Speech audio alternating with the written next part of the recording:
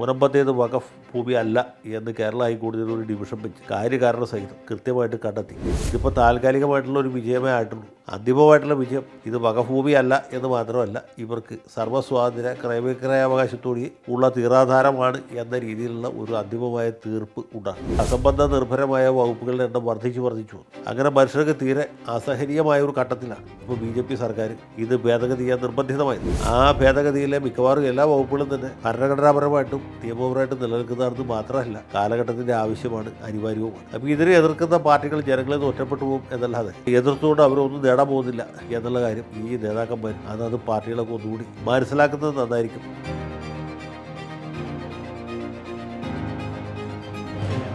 കേരളത്തിൻ്റെ എന്നല്ല രാജ്യത്തിൻ്റെ തന്നെ രാഷ്ട്രീയ, സാമൂഹ്യ, സാമുദായിക സമവാക്യങ്ങളെയും അതുപോലെ നിയമമേഖലയും ഒരുപോലെ പ്രകമ്പനം കൊള്ളിച്ച ഐതിഹാസികമായ മുനമ്പം സമരത്തിന് അറുതി വന്നിരിക്കുന്നു എന്ന വാർത്തയാണ് ഇപ്പോൾ പുറത്തു വരുന്നത്.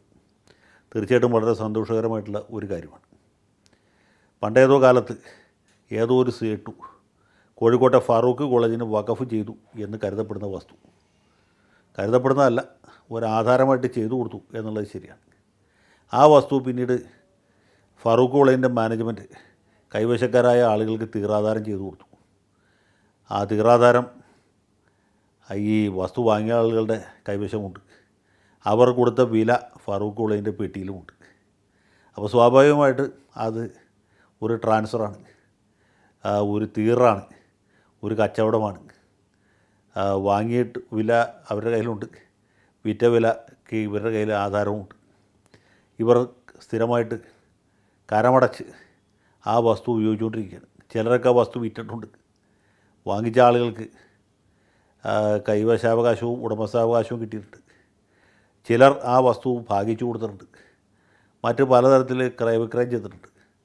ഒരു സുപ്രഭാതത്തിൽ വഖഫ് ബോർഡ് ഇത് വഖഫ് സ്വത്താണ് എന്ന് പറഞ്ഞ് തഹസിൽദാർക്ക് നിർദ്ദേശം കൊടുക്കുകയും അതേ തുടർന്ന് കൊച്ചി തഹസിൽദാർ ഇവരിൽ നിന്ന് ഇനി മേലിൽ കരം സ്വീകരിക്കരുത്, ഭൂനികുതി വാങ്ങിക്കാൻ പാടില്ല എന്ന് ഒരു ഉത്തരവ് പുറപ്പെടുവിക്കുകയും ചെയ്തതാണ് മുനമ്പം സമരത്തിൻ്റെ വഴിമരുന്നായിട്ട് മാറിയത്. അത് പിന്നീട് സംസ്ഥാന സർക്കാരിന്, കേന്ദ്ര സർക്കാരിനെ ബാധിക്കുന്നൊരു വിഷയമായിട്ട് വളർന്നു. കേന്ദ്ര സർക്കാരിനെ സംബന്ധിച്ചിടത്തോളം വഖഫ് നിയമം ഭേദഗതി ചെയ്യുന്നതിന് നിമിത്തമായി തീർന്ന കാര്യങ്ങളിലൊന്നാണ് ഈ സംഭവം. മുനമ്പത്തിൻ്റെ വിഷയം പാർലമെൻറ്റിൽ കേന്ദ്ര നിയമമന്ത്രി അടക്കമുള്ള ആളുകൾ ഉന്നയിച്ചു. കേരള കോൺഗ്രസിൻ്റെ മെമ്പറായിരിക്കുന്ന ഫ്രാൻസിസ് ജോർജ് അടക്കം മുനമ്പത്തുകാർക്ക് നീതി ലഭ്യമാക്കണം എന്നാവശ്യപ്പെട്ടുകൊണ്ടാണ് ഈ വഖഫ് നിയമത്തിൻ്റെ ഭേദഗതിയെ എതിർത്തത്. അപ്പോൾ എതിർക്കുന്നവരിൽ അനുകൂലിക്കുന്നവരിൽ മുനമ്പത്തുകാർക്ക് നീതി കിട്ടിയില്ല എന്നൊരു അഭിപ്രായം ഉണ്ടായിരുന്നു. കോൺഗ്രസ്സുകാർക്കും ലീഗുകാർക്കൊക്കെ ഈ അഭിപ്രായമുണ്ട്. PDPക്കാരോ ഇന്ത്യൻ നാഷണൽ ലീഗുകാരോ മറ്റോ ആണ് വഖഫ് സംരക്ഷണ സമിതി ഉണ്ടാക്കിയിട്ട് ഈ നാട്ടിൽ കുത്തിത്തിരിപ്പുണ്ടാക്കാൻ പരമാവധി ശ്രമിച്ചത്. ഏതായാലും ഇപ്പോൾ ആ പ്രശ്നങ്ങളൊക്കെ കലക്കി തെളിഞ്ഞിരിക്കുകയാണ്. മുനമ്പത്തേത് വഖഫ് ഭൂമി അല്ല എന്ന് കേരള ഹൈക്കോടതിയിൽ ഒരു ഡിവിഷൻ വെച്ച് കാര്യകാരണ സഹിതം കൃത്യമായിട്ട് കണ്ടെത്തി. ആ വിധി ഇന്നേ ദിവസം അന്തിമമാണ്. അതിനെതിരെ തൽപര കക്ഷികൾ സുപ്രീം കോടതിയെ സമീപിച്ചിട്ടുണ്ട്.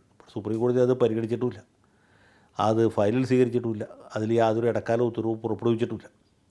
അപ്പോൾ ഇങ്ങനൊരു സാഹചര്യത്തിൽ ഹൈക്കോടതിയിൽ പെൻഡിങ്ങിരിക്കുന്ന മറ്റേ കേസിൽ, അതായത് മുനമ്പത്തുകാർ കൊടുത്ത കേസിൽ കഴിഞ്ഞ ദിവസം ഹൈക്കോടതി ഒരു ഉത്തരവ് പാസ്സാക്കി.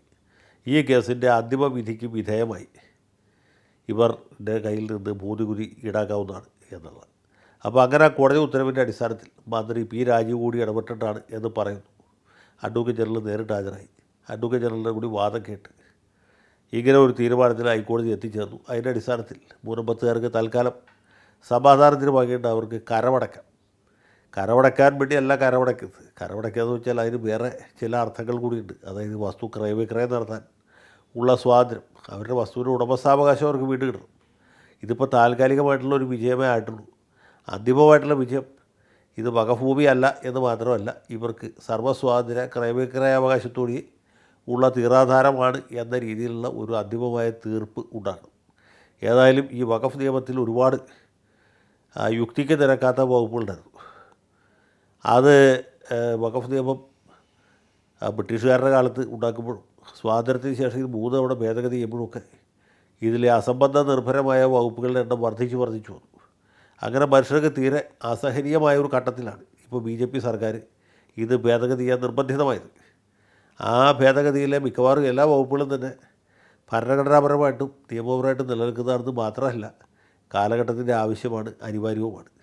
അപ്പോൾ ഇതിനെ എതിർക്കുന്ന പാർട്ടികൾ ജനങ്ങളിൽ നിന്ന് ഒറ്റപ്പെട്ടു പോകും എന്നല്ലാതെ അതിനെ എതിർത്തുകൊണ്ട് അവരൊന്നും നേടാൻ പോകുന്നില്ല എന്നുള്ള കാര്യം ഈ നേതാക്കന്മാരും അതത് പാർട്ടികളൊക്കെ ഒന്നുകൂടി മനസ്സിലാക്കുന്നത് നന്നായിരിക്കും. കോൺഗ്രസ് സർക്കാർ പാസ്സാക്കിയ നിയമമാണെങ്കിലും ഇത് വേണ്ടെങ്കിലും ചർച്ച ചെയ്യാതെയും കാര്യങ്ങൾ വിശകലനം ചെയ്യാതെയും അതിൻ്റെ വരുംവരായികളെക്കുറിച്ച് വേണ്ട രീതിയിൽ ബോധമില്ലാതെയും പാസ്സാക്കിയിട്ടുള്ളതാണ്. അതിൻ്റെ ദുരന്തമാണ് ഇപ്പോൾ കണ്ടുകൊണ്ടിരിക്കുന്നത്. അതിൻ്റെ ഒരു നമ്മളെ എല്ലാവർക്കും തൊട്ടറിയാൻ പറ്റിയ ഒരു സാഹചര്യമാണ് ഈ മുനമ്പം സമരത്തിൽ കൂടി നമുക്ക് ഏവർക്കും പ്രത്യക്ഷീഭവിച്ചത്. മുനമ്പം സമരത്തിൽ വളരെ താല്പര്യപൂർവ്വം പങ്കെടുക്കുകയും ഈ മത്സ്യത്തൊഴിലാളികളടക്കമുള്ള സാധുക്കൾക്ക് വേണ്ടി എന്നാൽ കഴിയുന്ന രീതിയിൽ ശബ്ദം ഉയർത്തുകയും ചെയ്ത ഒരാളെന്നുള്ള നിലയ്ക്ക് എനിക്ക് തീർച്ചയായിട്ടും അഭിമാനിക്കാനും ചാരിതാർത്ഥ്യത്തിന് ഭാഗ്യമുണ്ട്.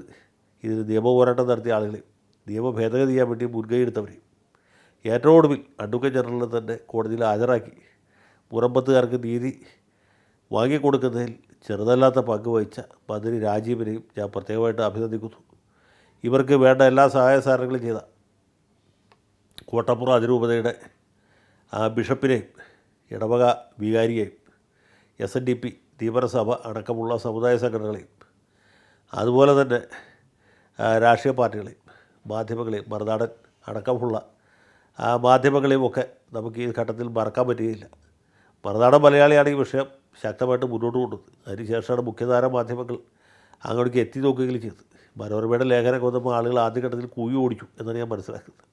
കാരണം ഇവരൊക്കെ ഇങ്ങനെ ഒരു സമരം ഇവിടെ നടക്കുന്നതായിട്ട് അറിഞ്ഞതായിട്ട് ഭാവിക്കാൻ പോലും ചെയ്തില്ല. ഇത് നമ്മുടെ പൊതുസമൂഹത്തിൽ വലിയ സ്പർദ്ധയ്ക്കും ഭിന്നതയ്ക്കും ഇടയാക്കിയിട്ടുണ്ട് എന്നുള്ള യാഥാർത്ഥ്യം നമുക്ക് മറക്കാൻ പറ്റുകയില്ല. പക്ഷേ ഇത് എങ്ങനെയെങ്കിലും കാലകെ തെളിഞ്ഞാൽ മതിയാവുകയുള്ളൂ.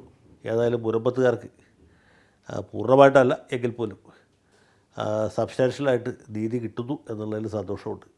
പിന്നെ ഈ വിഷയത്തിൽ വളരെ ശക്തമായ നിലപാട് സ്വീകരിച്ച സെമിനാരിയിലെ ജോഷി അച്ഛനുണ്ട്. അദ്ദേഹമാണ് ഈ വിഷയത്തെ സംബന്ധിച്ച് ദീപിക പത്രത്തിൽ ലേഖനം എഴുതിയത്. ഈ വിഷയത്തെക്കുറിച്ച് ടെലിവിഷൻ ചാനലുകളിലും യൂട്യൂബിലുമൊക്കെ നിരന്തരമായി ശബ്ദം ഉയർത്തുകയും ചെയ്തത്. അദ്ദേഹത്തെ പോലെ നിർഭയരായിട്ടുള്ള വൈദികരുടെ കൂടി വിജയമാണ് ഇത് എന്ന് ഞാൻ വിചാരിക്കുന്നു. മുനമ്പത്തുകാർക്ക് എല്ലാ ഭാവുകളും ആശംസിക്കുന്നു.